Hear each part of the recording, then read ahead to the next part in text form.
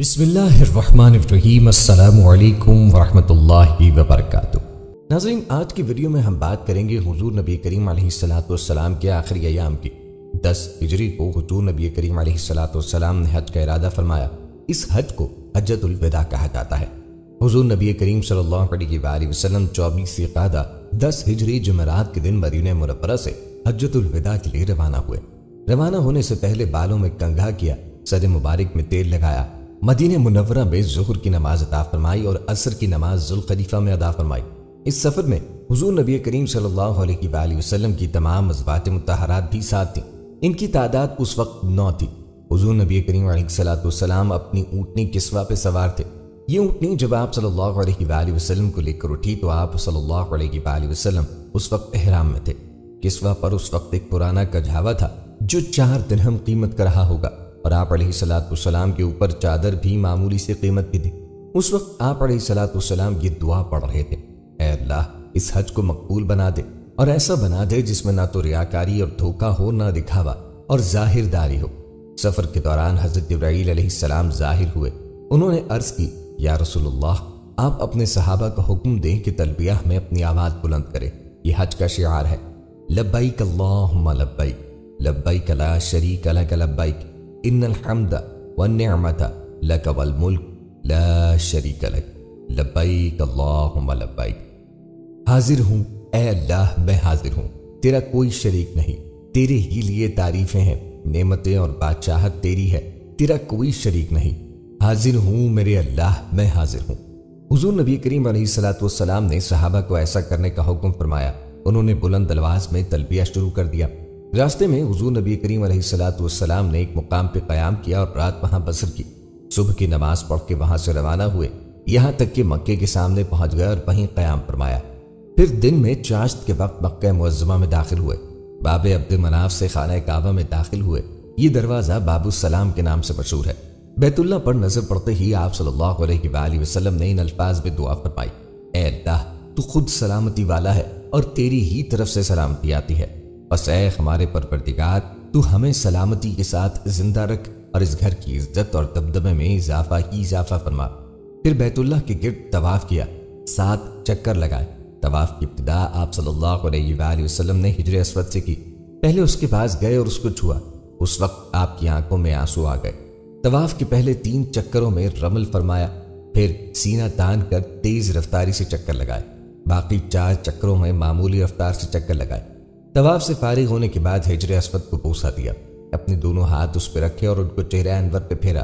طواف سے فارغ ہونے کے بعد حضور نبی کریم علیہ السلام نے مقام ابراہیم پہ 2 رکعت نماز پڑھی، پھر آب زمزم دوش فرمایا۔ اب آپ صلی اللہ علیہ وآلہ وسلم صفا پہاڑی کی طرف چلے۔ اس وقت آپ یہ آیت پڑھ رہے تھے: ان الصفا والمروہ من شعائر اللہ، بے شک صفا اور مروہ اللہ کے شعائر میں سے ہیں۔ حضور نبی کریم علیہ السلام نے صفا اور مروہ کے درمیان 7 چکر لگائے۔ یہ 2 پہاڑیاں ہیں، ان کے درمیان چکر لگانے کو صحیح کرنا کہتے ہیں۔ پہلے 3 پھیروں میں آپ تیز تیز اور باقی 4 میں عام رفتار سے چلے۔ جب صفا پہ چڑھتے اور کعبے کی طرف منہ کر لیتے تو اس وقت اللہ کی توحید یوں بیان فرماتے: اللہ کے سوا کوئی معبود نہیں، اللہ سب سے بڑا ہے، اللہ کے سوا کوئی معبود نہیں، وہ تنہا ہے، اس نے اپنا وعدہ پورا کر دیا ہے، اپنے بندوں کی مدد کی اور اس نے تنہا متحدہ لشکروں کو شکست دی۔ مروہ پر پہنچ کر بھی حضور نبی کریم علیہ السلام نے اللہ کی حمد و ثنا بیان فرمائے۔ صفا اور مروہ کے درمیان سعی کے بعد حضور نبی کریم علیہ السلام نے ان لوگوں کو احرام کھولنے کا حکم فرمایا جن کے ساتھ قربانی کے جانور نہ تھے۔ جن کے پاس قربانی کے جانور تھے انہیں فرمایا کہ وہ احرام کو برقرار رکھیں۔ 8 ذی الحجہ کو نبی کریم علیہ السلام مینا کے لیے روانہ ہوئے۔ مینا کی طرف روانگی پہلے ان تمام لوگوں نے احرام باندھ لیے جو پہلے احرام کھول چکے تھے۔ مینا میں حضور نبی کریم علیہ السلام نے ظہر، عصر، مغرب اور عشاء کی نماز ادا فرمائی۔ رات وہیں گزاری، وہ جمعے کی رات تھی۔ صبح کی نماز بھی آپ علیہ السلام نے مینا میں پڑھی۔ سورج طلوع ہونے کے بعد وہاں سے عرفات کی طرف روانہ ہوئے۔ آپ نے حکم فرمایا کہ میرے لیے اونٹ کے بالوں کا ایک قبہ بنا دیا جائے۔ میدان عرفات میں حضور نبی کریم علیہ السلام اس قبے میں ٹھہرے یہاں تک کہ زوال کا وقت ہو گیا۔ اس وقت حضور نبی کریم علیہ السلام نے اپنی اونٹنی کسوہ کو لانے کا حکم فرمایا۔ کسوہ پہ سوار ہو کر آپ صلی اللہ علیہ وآلہ وسلم وادی کے اندر پہنچے اور اونٹنی پر بیٹھے بیٹھے ہی مسلمانوں کے سامنے خطبہ دیا۔ اس خطبے میں حضور نبی کریم علیہ الصلوۃ والسلام نے فرمایا، لوگو میری بات سنو، دیکھو میں جانتا نہیں کہ اس سال کے بعد اس جگہ میں تم سے کبھی ملوں گا یا نہیں۔ لوگو سن لو، تمہارے خون یعنی تمہاری جانیں اور تمہارے اموال ایک دوسرے پر اپنے رب سے ملنے تک یعنی زندگی بھر اسی طرح قابل احترام ہے جس طرح تمہارے لیے یہ دن اور یہ مہینہ قابل احترام ہے۔ دیکھو تم مرنے کے بعد ان قریب اپنے رب سے ملو گے، وہ تم سے تمہارے اعمال کے متعلق سوال کرے گا اور میں ہر عمل کے متعلق تمام احکام تمہیں پہنچا چکا ہوں۔ بس جس کے پاس کسی کی امانت ہو اسے چاہیے کہ وہ اس امانت کو مانگنے پر اسی شخص کے حوالے کر دے جس نے امانت دار سمجھ کے امانت رکھوائی تھی۔ دیکھو ہر قسم کا سود جو کسی کا کسی کے ذمہ تھا ساکت کر دیا گیا، البتہ تمہارا اصل مال تمہارے لیے حلال ہے، نہ تم زیادتی کرو گے اور نہ تمہارے ساتھ زیادتی کی جائے گی۔ اللہ تعالیٰ نے فیصلہ کر دیا ہے کہ اب کوئی سود جائز نہیں اور عباس بن عبد المطلب کا سارا سود ساکت کر دیا گیا۔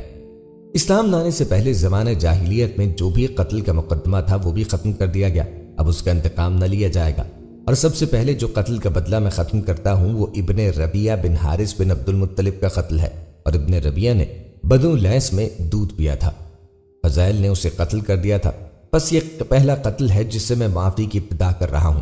لوگوں غور سے سنو، شیطان اس بات سے مایوس ہو چکا ہے، اب اس سرزمین پہ کبھی اس کی عبادت کی جائے گی، لیکن اگر اس کی اطاعت کرو گے تو وہ تمہارے ان گناہوں سے جنہیں تم معمولی سمجھتے ہو راضی ہو جائے گا، اس لیے تم لوگ دین کے معاملے میں شیطان سے بچتے اور ڈرتے رہو۔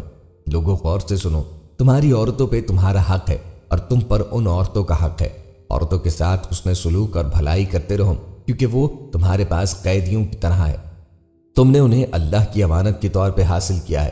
لوگوں میری بات سمجھنے کی کوشش کرو، میں نے تو ہر حکم پہنچا دیا اور تمہارے اندر وہ چیز چھوڑی ہے کہ اگر اسے مضبوطی سے پکڑے رکھا تو کبھی گمراہ نہ ہوگے، اور وہ کھلی ہوئی چیز ہے کتاب اللہ اور سنت رسول اللہ۔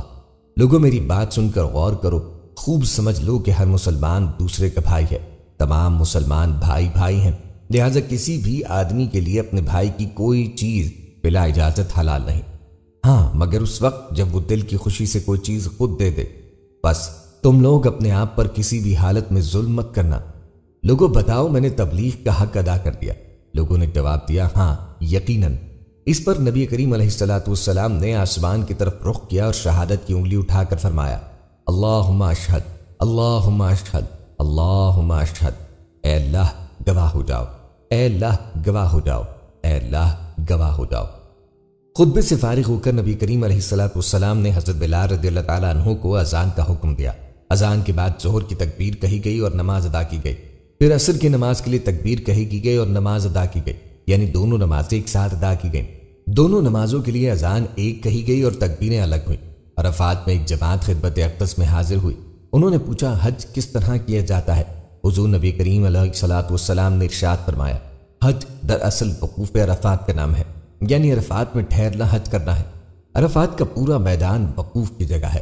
اب آپ صلی اللہ علیہ وآلہ وسلم نے مشعر الحرام یعنی مزدلفہ کی طرف روانگی کے لیے تیاری شروع کی اور مزدلفہ کے لیے روانہ ہوئے۔ اس وقت آپ صلی اللہ علیہ وآلہ وسلم نے حضرت اسامہ بن زید رضی اللہ عنہ کو اپنے پیچھے بٹھایا۔ آپ علیہ الصلوۃ والسلام لوگوں کو اطمینان سے چلنے کا حکم فرما رہے تھے۔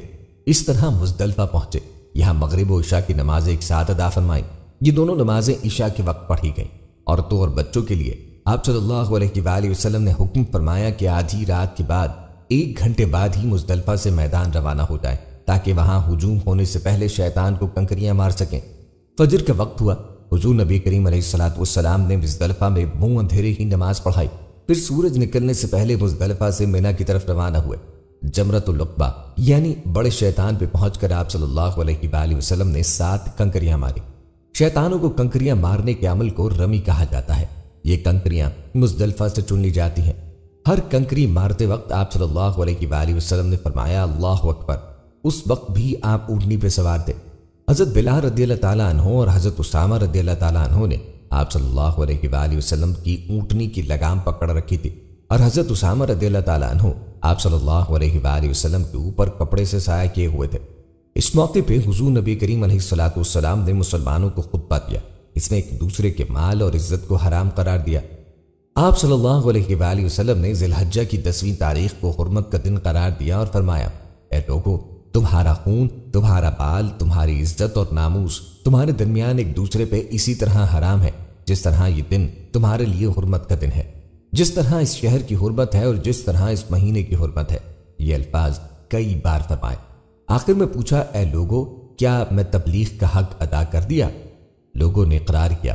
پھر آپ صلی اللہ علیہ وآلہ وسلم نے فرمایا، اب تم میں سے جو موجود ہے وہ غائب تک یہ تبلیغ پہنچائے، میرے بعد تم کفر کی تاریکیوں میں لوٹ نہ جانا کہ آپس میں ایک دوسرے کی گردن مارنے لگو۔ حضور نبی کریم علیہ الصلوۃ والسلام نے لوگوں سے یہ بھی فرمایا کہ وہ مجھ سے حج کے مناسک کے ارکان سیکھ لے، کیونکہ ممکن ہے مجھے اس کے بعد حج کا موقع نہ ملے، اور ایسا ہی ہوا۔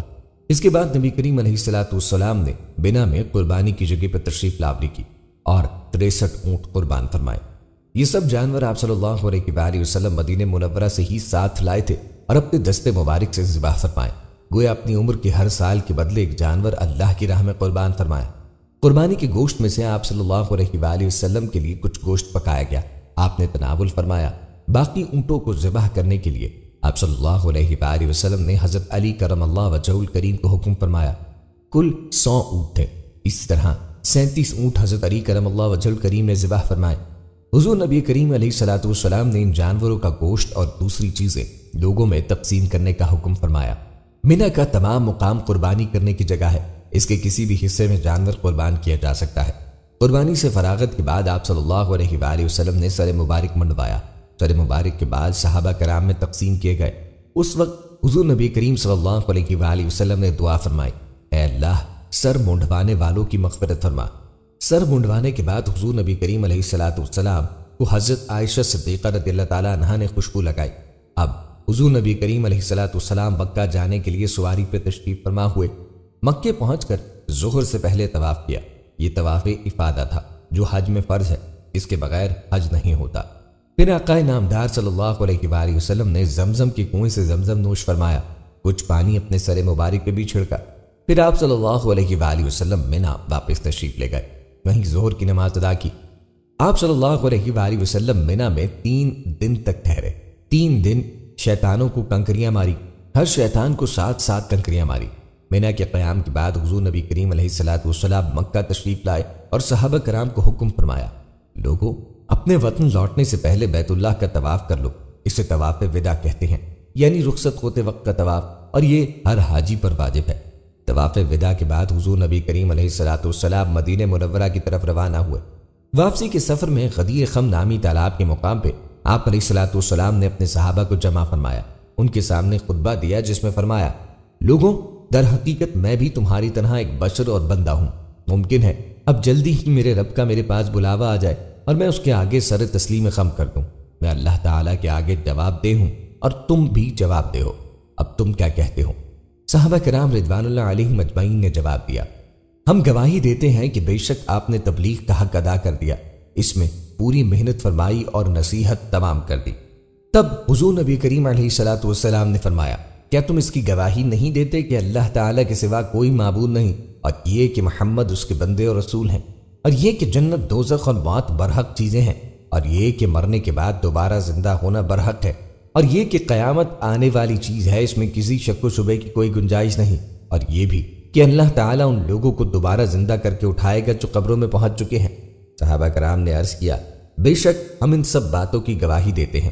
اس پر حضور نبی کریم علیہ الصلوۃ والسلام نے فرمایا، اے اللہ، گواہ ہو جاؤ۔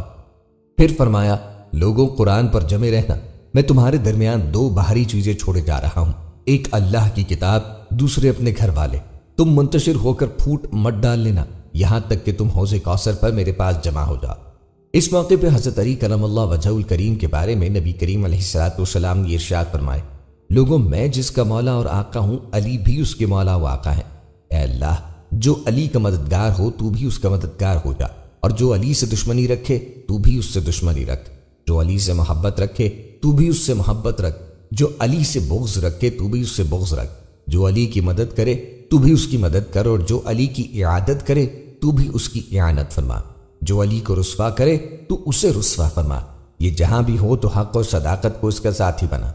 اس سفر سے واپسی پہ حضور نبی کریم علیہ الصلوۃ والسلام نے راستے میں ذوالحلیفہ کے مقام پہ رات بسر فرمائی، اور رات کے وقت مدینہ منورہ میں داخل ہونے کو پسند نہ فرمایا۔ پھر جب آپ صلی اللہ علیہ وآلہ وسلم کی نظر مدینہ منورہ پہ پڑی تو 3 مرتبہ تکبیر کہی اور یہ کلمات پڑھے، اللہ کے سوا کوئی معبود نہیں، وہ تنہا ہے، اس کا کوئی شریک نہیں۔ حکومت اور تعریف اسی کے لیے ہے اور وہ ہر چیز پہ پوری قدرت رکھتا ہے۔ ہم توبہ کرتے ہیں اور اپنے پروردگار کو سجدہ کرتے ہوئے اور اس کی تعریفیں کرتے ہوئے لوٹنے والے ہیں۔ اللہ کا وعدہ سچا ہو گیا، اس نے اپنے بندے کی مدد فرمائی اور سب گروہوں کو اس تنہا نے شکست دی۔ پھر صبح کے وقت آپ صلی اللہ علیہ وآلہ وسلم مدینہ منورہ میں داخل ہوئے۔ 11 ہجری پیر کے دن جبکہ ماہ سفر کی آخری تاریخیں تھیں، حضور نبی کریم علیہ السلام نے رومیوں کی عظیم سلطنت کے خلاف تیاری کا حکم فرمایا۔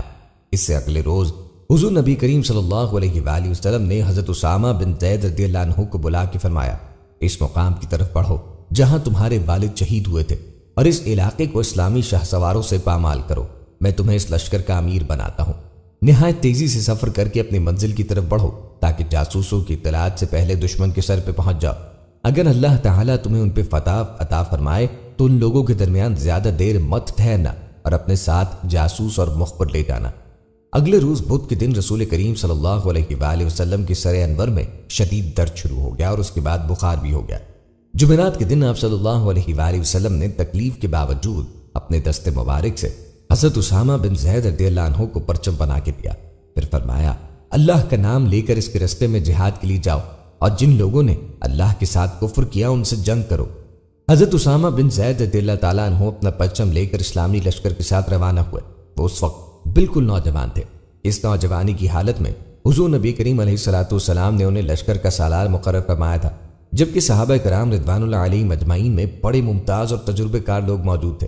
اس بنیاد پر صحابہ کرام رضوان اللہ علیہم اجمعین میں سے کچھ حضرات نے اس بات کو محسوس کیا کہ جب اتنے بڑے اور تجربے کار حضرات موجود ہیں تو ایک نوعمر کو سپہ سالار کیوں مقرر فرمایا؟ جب نبی کریم حضور علیہ السلام کو ان باتوں کی خبر ہوئی تو سخت ناراض ہوئے، یہاں تک کہ اسی وقت اپنے حجرے مبارک سے باہر تشریف لائے۔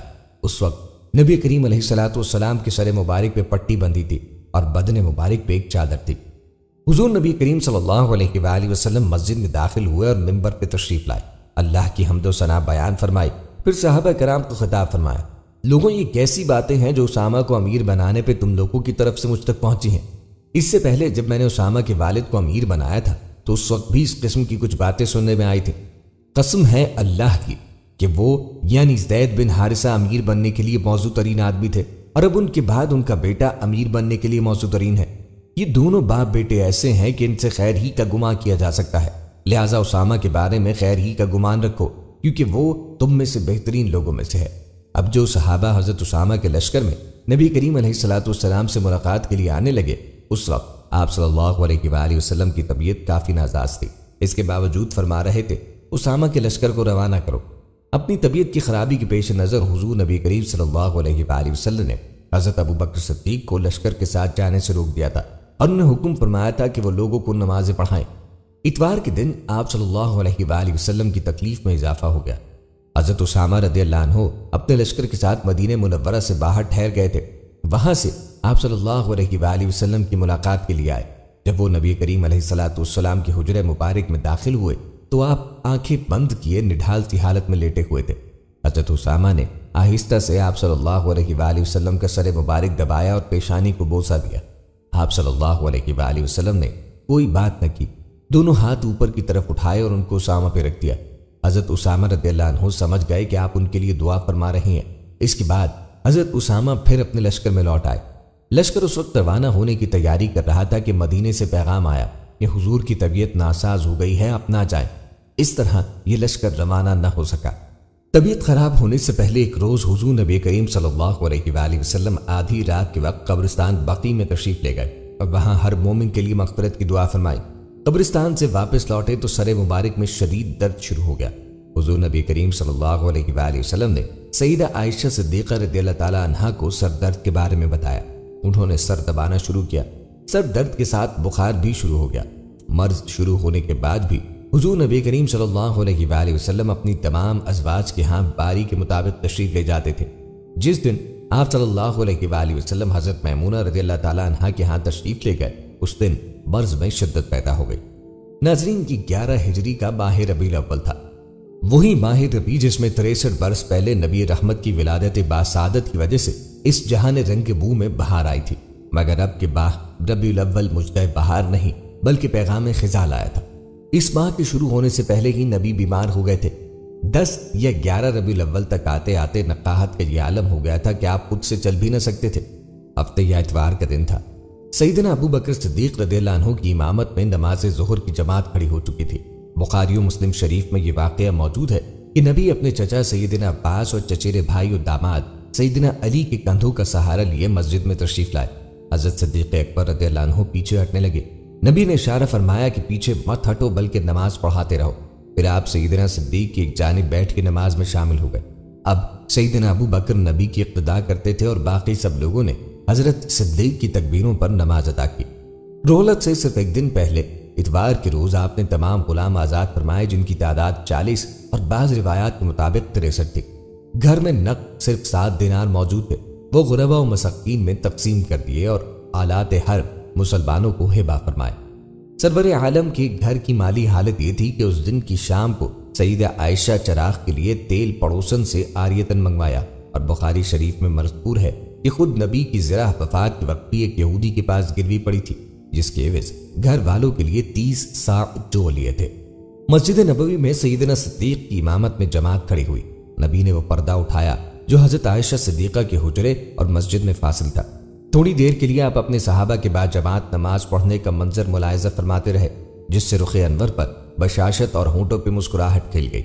सैयदना अनस रज़ियल्लाहु अन्हु फरमाते हैं कि उस वक्त भी जमाल मुस्तफ़ा का यह आलम था कि आपका चेहरा मुबारक वर्क़ क़ुरा मालूम होता। जानिसार सहाबा कराम का शौक़ दीदार और फरहत की बेताबी से यह हाल हो गया कि जैसे रुख मुस्तफ़ा की तरफ मुतवज्जे हो जाएंगे। वफात से 4 रोज पहले जुमेरात को सईदा आयशा रज़ियल्लाहु अन्हा से इरशाद फरमाया कि अपने वालिद अबू बकर और भाई अब्दुर्रहमान बुला लीजिए। इस सिलसिले में फरमाया दवात और कागज ले आओ, मैं एक तहरीर लिखवा दूं जिसके बाद तुम गुमराह नहीं होगे। ये शिद्दत मर्ज में सरवर आलम का एक ख्याल था। उमर फारूक ने राय जाहिर की कि हुजूर को इस हाल में तकलीफ देना मुनासिब नहीं।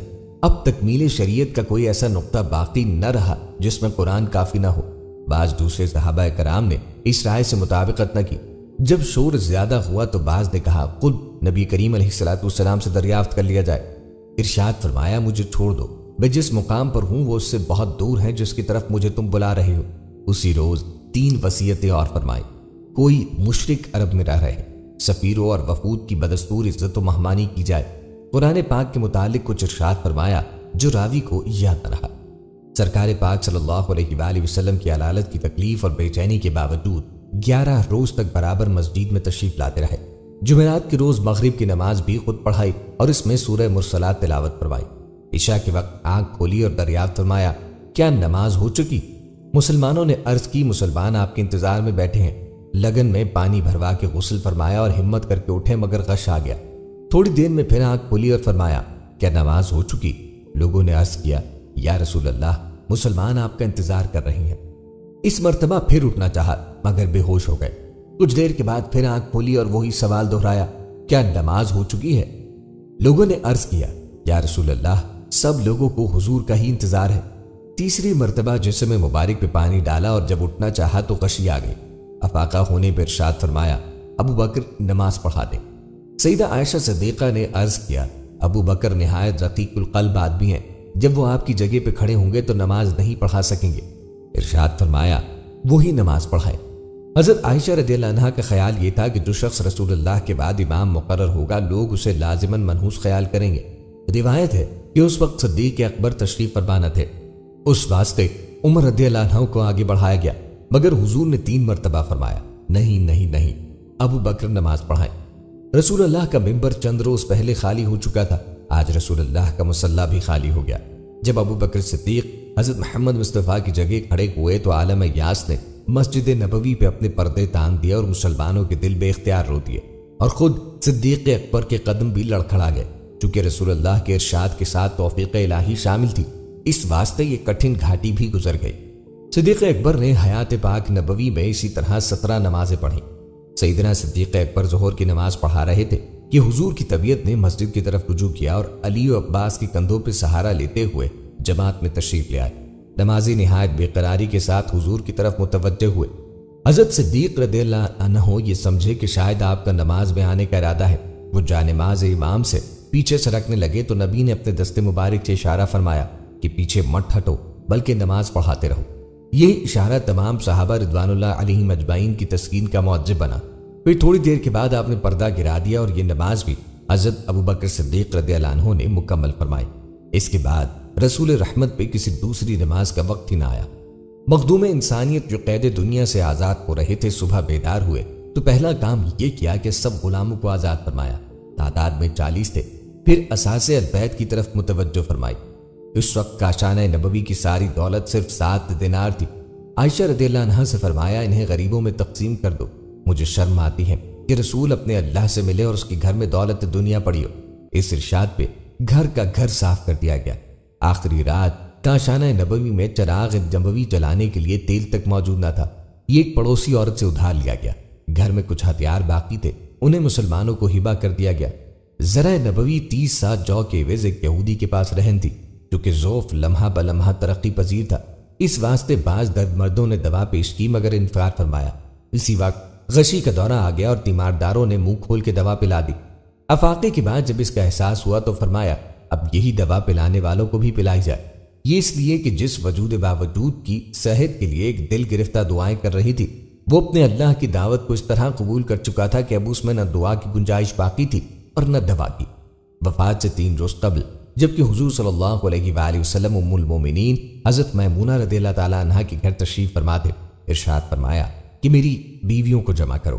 تمام ازواج مطہرات جمع ہوئی تو حضور نبی کریم علیہ الصلوۃ والسلام نے دریافت فرمایا کیا تم سب مجھے اجازت دیتی ہو کہ بیماری کے دن میں عائشہ کے ہاں گزار لوں؟ سب نے کہا اے اللہ کے رسول آپ کو اجازت ہے۔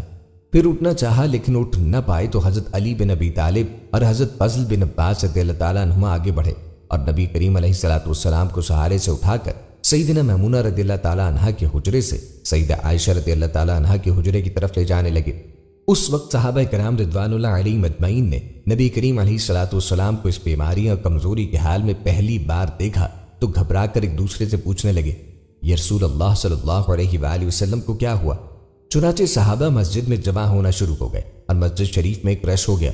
نبی کریم علیہ الصلوۃ والسلام کا پسینہ شدت سے بہہ رہا تھا۔ حضرت عائشہ رضی اللہ تعالیٰ عنہا فرماتی ہیں کہ میں نے اپنی زندگی میں کسی کا اتنا پسینہ بہتے نہ دیکھا، اور فرماتی ہیں کہ میں رسول کریم علیہ الصلوۃ والسلام کی دست مبارک کو پکڑتی اور اسی کو چہرہ اقدس پہ پھیرتی، کیونکہ نبی علیہ الصلوۃ والسلام کا ہاتھ میرے ہاتھ سے کہیں زیادہ محترم و پاکیزہ تھا۔ مزید فرماتی ہیں کہ حبیب خدا سے بس یہی ورد سنائی دے رہا تھا کہ اللہ بے شک موت کی بھی اپنی سختیاں ہیں۔ اسی اثنا میں مسجد کے اندر نبی کریم علیہ الصلوۃ والسلام کی بیماری کے بارے میں خوف کی وجہ سے لوگوں کا شور بڑھنے لگا۔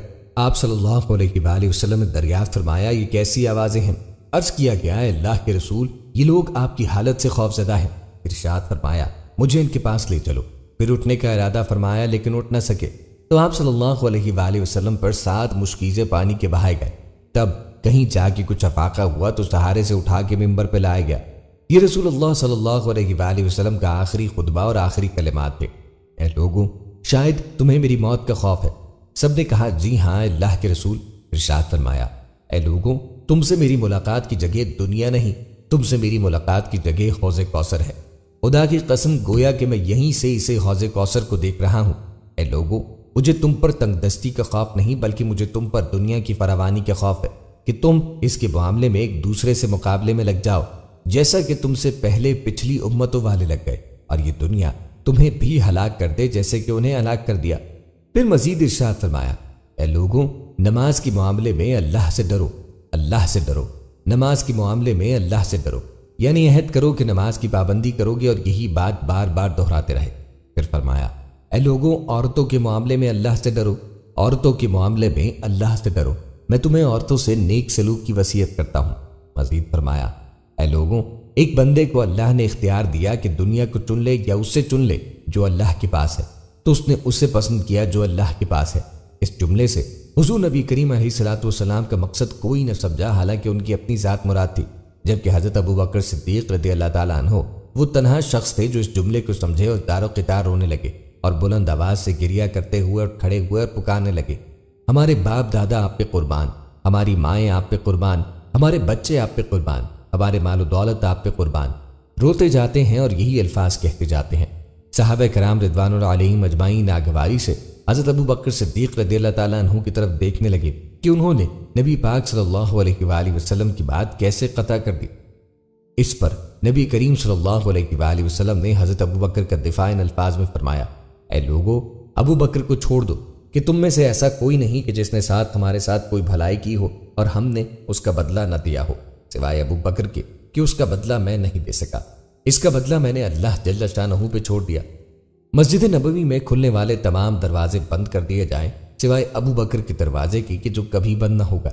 آخر میں اپنی وفات سے قبل مسلمانوں کے لیے آخری دعا کے طور پر ارشاد فرمایا، اللہ تمہیں ٹھکانہ دے، تمہاری حفاظت کرے، تمہاری مدد کرے، تمہاری تائید کرے۔ اور آخری بات جو ممبر سے اترنے سے پہلے امت کو مخاطب کر کے ارشاد فرمائی وہ یہ کہ اے لوگوں، قیامت تک آنے والے میرے ہر ایک امتی کو میرا سلام پہنچا دینا۔ پھر حضرت صلی اللہ علیہ وآلہ وسلم کو دوبارہ سہارے سے اٹھا کے گھر لے جایا گیا۔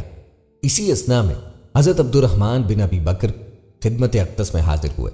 ان کے ہاتھ میں مسواک تھی۔ نبی کریم صلی اللہ علیہ وآلہ وسلم مسواک کو دیکھنے لگے مگر شدت مرض کی وجہ سے طلب نہ کر پائے۔ چنانچہ سیدہ عائشہ حضور اکرم صلی اللہ علیہ وآلہ وسلم کے دیکھنے سے سمجھ گئی اور انہوں نے حضرت عبد الرحمن رضی اللہ عنہ سے مسواک لے کر نبی کریم صلی اللہ علیہ وآلہ وسلم کے داہنے مبارک میں رکھ دی، لیکن حضور نبی کریم علیہ السلام اسے استعمال نہ کر پائے تو سیدہ عائشہ نے حضور نبی کریم سے مسواک لے کر اپنے منہ سے نرم کی اور پھر حضور نبی کریم صلی اللہ علیہ وآلہ وسلم کو لوٹا دی تاکہ دہنے مبارک اس سے تر رہے۔ فرماتی ہیں آخری جو چیز آپ نبی کریم صلی اللہ علیہ وآلہ وسلم کے پیٹ میں گئی وہ میرا لعاب تھا، اور یہ اللہ تبارک و تعالیٰ کا مجھ پر فضل ہی تھا کہ اس نے وصال سے قبل میرا اور نبی کریم صلی اللہ علیہ وآلہ وسلم کا لعاب دہن یکجا کر دیا۔ 9 ربیع الاول کی حالت صبح سے نہایت عجیب تھی۔ ایک سورج بلند ہو رہا تھا اور دوسرا سورج غروب۔ کاشانہ نبوی میں پے در پے غشی کے بادل آئے اور رسول کریم صلی اللہ علیہ وآلہ وسلم کے وجود اقدس پہ چھا گئے۔ ایک بے ہوشی گزر جاتی تھی تو دوسری پھر وارد ہو جاتی۔ انہی تکلیفوں پر پیاری بیٹی کو یاد فرمایا۔ وہ مزاج اقدس کا یہ حال دیکھ کر سنبھل نہ سکی۔ بیٹی کو اس طرح نڈال دیکھ کر ارشاد فرمایا، میری بیٹی رو نہیں، میں اس دنیا سے رخصت ہو جاؤں گا تو انا للہ و انا الیہ راجعون کہنا، اسی میں ہر شخص کے لیے سامان تسکین موجود ہے۔ سیدہ فاطمہ الزہرا نے پوچھا کیا آپ کے لیے بھی؟ فرمایا ہاں، اس میں میری بھی تسکین ہے۔ جس قدر رسول اللہ کا درد و کرب بڑھ رہا تھا فاطمہ کا کلیجہ کٹتا جا رہا تھا۔ حضور کی سیدہ فاطمہ الزہرا رضی اللہ تعالی عنہا سے آخری ملاقات بیان کرتے ہوئے ام المومنین حضرت عائشہ رضی اللہ تعالی عنہا ارشاد فرماتی ہیں، جب آپ صلی اللہ علیہ وآلہ وسلم کی بیٹی فاطمہ الزہرا تشریف لائیں اور آتے ہی رو پڑی کہ نبی کریم صلی اللہ علیہ وآلہ وسلم اٹھ نہ سکے، کیونکہ نبی کریم علیہ السلام کا معمول تھا کہ جب بھی فاطمہ الزہرا تشریف لاتی حضور نبی کریم صلی اللہ علیہ وآلہ وسلم ان کے ماتھے پہ بوسہ دیتے۔ حضور صلی اللہ علیہ وآلہ وسلم نے فرمایا، اے فاطمہ قریب آ جاؤ۔ پھر حضور صلی اللہ علیہ وآلہ وسلم نے ان کے کان میں کوئی بات کہی تو حضرت فاطمہ اور زیادہ رونے لگی۔ انہیں اس طرح روتا دیکھ کر حضور صلی اللہ علیہ وآلہ وسلم نے پھر فرمایا، اے فاطمہ قریب آؤ۔ دوبارہ ان کے کان میں کوئی بات ارشاد فرمائی تو وہ خوش ہونے لگیں۔ حضور صلی اللہ علیہ وآلہ وسلم کے وصال کے بعد میں نے سیدہ فاطمہ الزہرا سے پوچھا کہ وہ کیا بات تھی جس پہ روئیں اور پھر خوشی کا اظہار فرمایا۔ سیدہ فاطمہ رضی اللہ تعالی عنہا کہنے لگیں کہ پہلی بار جب میں قریب ہوئی تو فرمایا، فاطمہ میں آج رات اس دنیا سے کوچ کرنے والا ہوں جس پر میں رو دی۔ جب انہوں نے مجھے بے تحاشا روتے دیکھا تو فرمانے لگے، فاطمہ میرے اہل خانہ میں سب سے پہلے تم مجھ سے عامل ہوگی، جس پر میں خوش ہو گئی۔ پیغامبر انسانیت کی حالت نازک ہوتی جا رہی تھی۔ یہ حال دیکھ کر فاطمہ الزہرا نے کہنا شروع کیا، وہ اقرب ابا، ہائے میرے باپ کی تکلیف۔ فرمایا، فاطمہ رضی اللہ عنہا آج کے بعد تمہارا باپ کبھی بے چین نہ ہوگا۔ حسن و حسین بہت غمگین تھے، انہیں پاس بلایا، دونوں کو چوما، پھر ان کے احترام کی وصیت فرمائی، پھر ازواج مطہرات کو طلب فرمایا اور انہیں نصیحتیں فرمائی۔ اسی دوران میں ارشاد فرماتے تھے، ان لوگوں کے ساتھ جن پر اللہ نے انعام فرمایا، اے خداوند بہترین رفیق۔ پھر علی کو طلب فرمایا، آپ نے سر مبارک کو اپنی گود میں رکھ لیا، انہیں بھی نصیحت فرمائی۔ پھر ایک دم اللہ کی طرف متوجہ ہوئے اور فرمایا، نماز نماز اور لونڈی غلام اور پسماندگان۔ اب نزاع کا وقت آ پہنچا تھا۔ رحمت للعالمین عائشہ رضی اللہ عنہا کے ساتھ ٹیک لگائے ہوئے تھے، پانی کا پیالہ پاس رکھا تھا، اس میں ہاتھ ڈالتے تھے اور چہرہ انور پہ پھیر لیتے۔ روح اقدس کبھی سرخ ہو جاتا اور کبھی زرد پڑ جاتا۔ زبان مبارک آہستہ آہستہ ہل رہی تھی۔ خدا کے سوا کوئی معبود نہیں اور موت تکلیف کے ساتھ ہے۔ نبی کریم صلی اللہ علیہ وآلہ وسلم نے ہاتھ آسمان کی طرف بلند کر کے فرمانے لگے، مجھے وہ اعلیٰ و عمدہ رفاقت پسند ہے۔ میں اللہ کی انبیاء، صدیقین، شہداء اور صالحین کی رفاقت کو اختیار کرتا ہوں۔ حضرت صدیقہ عائشہ رضی اللہ تعالیٰ عنہ فرماتی ہیں میں سمجھ گئی کہ انہوں نے آخرت کو چن لیا ہے۔ جبرائیل علیہ السلام خدمت اقدس میں حاضر ہو کر گویا ہوئے، یا رسول اللہ، ملک الموت دروازے پہ کھڑے شرف بازیابی چاہتے ہیں۔ آپ سے پہلے انہوں نے کسی سے اجازت نہیں مانگی۔ آپ صلی اللہ علیہ وآلہ وسلم نے فرمایا جبریل اسے آنے دو۔ ملک الموت نبی کریم علیہ السلام کے گھر میں داخل ہوئے اور کہا السلام علیکم یا رسول اللہ، مجھے اللہ نے آپ کی چاہت جاننے کے لیے بھیجا ہے۔ کیا آپ دنیا میں رہنا چاہتے ہیں یا اللہ سبحانہ و تعالیٰ کے پاس جانا پسند کرتے ہیں؟ فرمایا مجھے اعلیٰ و عمدہ رفاقت پسند ہے، مجھے اعلیٰ و عمدہ رفاقت پسند ہے۔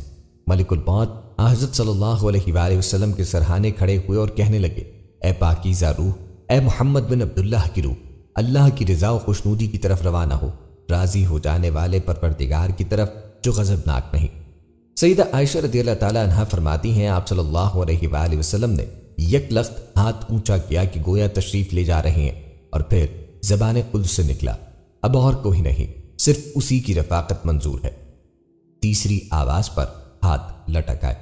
پھر نبی کریم صلی اللہ علیہ وآلہ وسلم کا ہاتھ نیچے آ رہا اور سر مبارک میرے سینے پہ بھاری ہونے لگا۔ میں سمجھ گئی یا حضرت صلی اللہ علیہ وآلہ وسلم کا وصال ہو گیا۔ یہ ربیع الاول 11 2 ہجری شنبہ کا دن ہے اور چاشت کا وقت تھا۔ عمر مبارک قمری حساب سے 63 سال اور 4 دن ہوئی۔ انا للہ و انا الیہ راجعون۔ ناظرین، آپ صلی اللہ علیہ وآلہ وسلم کی حضرت اسرائیل علیہ السلام سے ملاقات کو اس طرح سے نقل کیا گیا ہے کہ اللہ عز و جل نے ملک الموت کی طرف وحی فرمائی کہ میرے حبیب اور میرے چنے ہوئے محمد صلی اللہ علیہ وآلہ وسلم کی طرف چلے جاؤ اور انتہائی خوبصورت شکل اختیار کر کے حاضری دینا اور آپ کی روح قبض کرنے میں بہت زیادہ نرمی سے کام لینا۔ بس حضرت ملک الموت زمین پہ اترے ایک اعرابی کی طرح، آپ صلی اللہ علیہ وآلہ وسلم کے دروازے پہ آ کھڑے ہو گئے، پھر عرض کرنے لگے السلام علیکم اے نبوت کے گھر والوں، معدن رسالت اور فرشتوں کے بار بار آنے کی جگہ، کیا مجھے اندر آنے کی اجازت ہے؟ حضرت عائشہ رضی اللہ تعالیٰ عنہ حضرت فاطمہ الزہرا رضی اللہ عنہ سے کہنے لگی آدمی کو جواب دو، تو حضرت فاطمہ رضی اللہ تعالیٰ عنہ نے کہا اے اللہ کے بندے، اللہ تجھے ہر قدم پہ اجر عطا فرمائے۔ رسول کریم صلی اللہ علیہ وآلہ وسلم کو اپنی جان کا خیال ہے۔ اس نے دوبارہ صدا دی تو حضرت عائشہ رضی اللہ تعالیٰ عنہ نے حضرت فاطمہ الزہرا سے کہا اس آدمی کو جواب دو۔ حضرت فاطمہ الزہرا نے کہا اے اللہ کے بندے، اللہ تجھے ہر قدم پہ اجر عطا فرمائے۔ رسول کریم صلی اللہ علیہ وآلہ وسلم اپنے نفس میں مشغول ہیں۔ تھوڑی دیر گزرنے کے بعد اس نے پھر صدا دی کیا میں داخل ہو سکتا ہوں؟ مجھے ضرور داخل ہونا ہے۔ تو رسول کریم صلی اللہ علیہ وآلہ وسلم نے حضرت اسرائیل علیہ السلام کی آواز سن لی، فرمایا اے فاطمہ دروازے پہ کون ہے؟ انہوں نے عرض کی اے اللہ کے رسول، ایک آدمی دروازے پر اندر آنے کی اجازت مانگ رہا ہے۔ ہم نے اسے 2 مرتبہ جواب دیا تو اس نے تیسری بار صدا دی جس سے میری جان کانپنے لگی ہے۔ رسول کریم صلی اللہ علیہ وآلہ وسلم نے فرمایا اے فاطمہ، کیا تو جانتی ہے دروازے پہ کون ہے؟ یہ لذتوں کو ختم کرنے والا ہے، جماعتوں کو بکھیرنے والا ہے، یہ عورتوں کو بیوہ کرنے والا ہے، بچوں کو یتیم کرنے والا ہے، یہ گھروں کو بے آباد اور قبروں کو آباد کرنے والا ہے، یہ ملک الموت ہے۔ فرمایا اے ملک الموت، اللہ آپ پر رحم کرے، داخل ہو جاؤ۔ بس ملک الموت رسول کریم علیہ السلام کی بارگاہ میں آئے تو رسول اللہ نے فرمایا اے ملک الکلمات، تم صرف میری زیارت کرنے کے لیے آئے ہو یا جان قبض کرنے کے لیے؟ اس نے عرض کی میں دونوں کام کرنے کے لیے آپ کے پاس آیا ہوں۔ مجھے اللہ نے حکم دیا کہ میں آپ کی اجازت کے بغیر آپ کے گھر داخل نہ ہوں اور آپ کی روح آپ کی اجازت کے بغیر نہ لوں۔ اگر آپ اجازت دیں تو ٹھیک، ورنہ میں اپنے رب کے پاس لوٹ جاؤں گا۔ یہ ہے شان میرے محبوب صلی اللہ علیہ وآلہ وسلم۔ ان کے جسم انور سے روح قبض کرنا تو درکنار، ان کی اجازت کے بغیر ان کے گھر میں بھی داخل نہیں ہو سکتے۔ حضرت اسرائیل علیہ السلام نے عرض کی یا رسول اللہ، میں نے بڑے بڑے بادشاہوں کی روح کھینچتا ہوں لیکن کسی سے بھی نہیں پوچھتا، کسی سے اجازت نہیں لیتا، لیکن اللہ رب العزت نے حکم دیا ہے کہ میرے محبوب کے گھر جانے کی بھی اجازت دینی ہے اور روح قبض کرنے کی بھی اجازت دینی ہے۔ اگر وہ اجازت عطا فرما دے تو اندر جانا، اگر اجازت دیں تو روح قبض کرنا، ورنہ لوٹ کر واپس میری بارگاہ میں آ جانا۔ یہ ہے مقام محبوبیت۔ لیکن آج کے گمراہ قسم کے لوگ اس عارفہ و اعلیٰ مقام کو سمجھتے نہیں اور اپنی مثل قرار دیتے ہیں۔ یہ تو وہ مقام ہے کہ جہاں ملک الموت دست بستہ اذن مانگ رہا ہے کہ میرے رب نے حکم فرمایا ہے کہ اگر میرے محبوب قبض روح کا اذن عطا فرما دیں تو ٹھیک ہے، ورنہ گستاخی نہ کرنا اور فوراً لوٹ کے میری بارگاہ میں حاضر ہونا۔ صحیح ستہ میں حدیث موجود ہے کہ خالق کائنات نے حضور نبی کریم علیہ السلام کو باقاعدہ اختیار دیا تھا کہ اے محبوب، اگر ہمیشہ کی زندگی چاہو تو ہمیشہ زمین کے اوپر چلتے پھرتے رہو، اور چاہو تو میرے پاس آ جاؤ۔ یہ آپ صلی اللہ علیہ وآلہ وسلم کی چاہت تھی کہ آپ نے فرمایا، یا اللہ عز و جل، میں نے صحابہ کو سب کچھ بتا دیا ہے، اب میں رفیق اعلیٰ کو پسند کرتا ہوں۔ یہ اختیار کسی اور کو نہیں دیا گیا، بعض انبیاء علیہم السلام کو دیا گیا، لیکن محدود، کہ جتنا عرصہ رہنا چاہو رہ لو، بالآخر تمہیں آنا پڑے گا۔ لیکن رسول کریم صلی اللہ علیہ وآلہ وسلم کو خالق کائنات نے اس انعام دے دیا کہ چاہو تو ہمیشہ کے لیے زمین والی زندگی اختیار کر لو، اور چاہو تو میرے پاس آ جاؤ۔ نبی کریم صلی اللہ علیہ وآلہ وسلم نے اپنے اختیار سے اللہ عز و جل کی رفاقت کو پسند فرمایا۔ حضرت ملک الموت علیہ السلام نے عرض کیا کہ میں آیا ضرور ہوں، میرا مقصود تو آپ کی زیارت کرنا ہے، اور اگر اجازت دیں تو روح قبض کر لوں، لیکن یہ روح قبض کرنا آپ کے اذن سے مشروط ہے، کہ اذن ہو تو ٹھیک، ورنہ چلا جاؤں گا۔ آپ صلی اللہ علیہ وآلہ وسلم کی وصال کو بیان کرتے حضرت عائشہ رضی اللہ تعالیٰ عنہا مزید فرماتی ہیں کہ مجھے اور تو کچھ سمجھ نہیں آیا، سو میں اپنے حجرے سے نکلی اور مسجد کی طرف کا دروازہ کھول کر کہا، رسول اللہ کا وصال ہو گیا، رسول اللہ کا وصال ہو گیا۔ مسجد آہوں اور نالوں سے گونجنے لگی۔ ادھر علی کرم اللہ وجہ الکریم جہاں کھڑے تھے وہیں بیٹھ گئے، پھر ہلنے کی طاقت تک نہ رہی۔ ادھر عثمان بن عفان رضی اللہ تعالیٰ عنہ معصوم بچوں کی طرح ہاتھ بننے لگے، اور سیدنا عمر رضی اللہ تعالیٰ عنہ تلوار بلند کر کے کہنے لگے، خبردار، جو کسی نے کہا کہ رسول اللہ وفات پا گئے ہیں، میں ایسے شخص کی گردن اڑا دوں گا۔ میرے آقا تو اللہ تعالیٰ سے ملاقات کرنے گئے ہیں، جیسے موسیٰ علیہ السلام اپنے رب سے ملاقات کو گئے تھے، وہ لوٹ آئیں گے، بہت جلد لوٹ آئیں گے۔ اب جو وفات کی خبر اڑائے گا میں اسے قتل کر ڈالوں گا۔ اس موقع پر سب سے زیادہ ضبط، برداشت اور صبر کرنے والی شخصیت سیدنا ابو بکر صدیق رضی اللہ تعالیٰ عنہ کی تھی۔ اب حجرہ نبوی میں داخل ہوئے، رحمت دو عالم کے سینے مبارک پہ سر رکھ کے رو دیے، کہہ رہے تھے، ہائے میرا پیارا دوست، ہائے میرا مخلص ساتھی، ہائے میرا محبوب، ہائے میرا نبی۔ پھر حضرت صلی اللہ علیہ وآلہ وسلم کے ماتھے پہ بوسہ دیا اور کہا، یا رسول اللہ، آپ پاکیزہ جیے اور پاکیزہ ہی دنیا سے رخصت ہو گئے۔ سیدنا ابو بکر صدیق رضی اللہ تعالیٰ عنہ باہر آئے اور خطبہ دیا، جو شخص محمد صلی اللہ علیہ وآلہ وسلم کی عبادت کرتا ہے سن رکھے، حضرت صلی اللہ علیہ وآلہ وسلم کا وصال ہو گیا، اور جو اللہ کی عبادت کرتا ہے وہ جان لے کہ اللہ تعالیٰ شانہ کی ذات ہمیشہ زندگی والی ہے جسے موت نہیں۔ سیدنا عمر رضی اللہ تعالیٰ عنہ کے ہاتھ سے تلوار گر گئی۔ عمر رضی اللہ تعالیٰ عنہ فرماتے ہیں، پھر میں کوئی تنہائی کی جگہ تلاش کرنے لگا جہاں اکیلا بیٹھ کے رہوں۔ حضرت صلی اللہ علیہ وآلہ وسلم کی تدفین کر دی گئی۔ سیدنا فاطمہ الزہرا فرماتی ہیں، تم نے کیسے گوارا کر لیا کہ نبی علیہ السلام کے چہرے انور پہ مٹی ڈالو؟ پھر کہنے لگی، ہائے میرے پیارے بابا جان کہ اپنے رب کے بلاوے پہ چل دیے، ہائے میرے پیارے بابا جان کہ جنت الفردوس میں اپنے ٹھکانے کو پہنچ گئے، ہائے میرے پیارے بابا جان کہ ہم جبرائیل کو ان کے آنے کی خبر دیتے ہیں۔ یہ ہمارے پیارے رسول صلی اللہ علیہ وآلہ وسلم کے آخری ایام آپ صلی اللہ علیہ وآلہ وسلم کی رحلت تک تھے۔ آپ اللہ تعالیٰ کے فرمودات قرآن مجید کی جیتی جاگتی مثال تھے۔ آپ صلی اللہ علیہ وآلہ وسلم نے بنی نوع انسان پہ جو احسان کیا وہ اللہ تعالیٰ کے حکم کی تعمیل ہے، اور اللہ تعالیٰ ہی اپنے محبوب ترین پیغمبر کا رحلت کے بعد محافظ و امین ہے۔ آپ صلی اللہ علیہ وآلہ وسلم پر درود بھیجیے۔ ناظرین، یہ تھی ہماری آج کی ویڈیو۔ امید ہے کہ آپ کو ہماری آج کی ویڈیو ضرور پسند آئی ہوگی۔ اگر آپ کو ہماری آج کی ویڈیو پسند آئی ہے تو آپ سے گزارش ہے کہ ہمارے چینل کو ضرور سبسکرائب کریں اور ساتھ ہی لگے بیل کے بٹن کو بھی پریس کر لیں تاکہ آپ کے پاس ہماری آنے والی مزید معلوماتی ویڈیوز کا نوٹیفیکیشن پر وقت ملتا رہے۔ سبسکرائب کے ساتھ ساتھ ہماری ویڈیوز کو لائک بھی کریں اور اپنی قیمتی رائے کا اظہار کمنٹس میں ضرور کریں۔ کمنٹس میں آپ اپنے سوالات بھی ہم تک پہنچا سکتے ہیں۔ اللہ تعالیٰ آپ کو اپنی حفظ و امان میں رکھے، آمین۔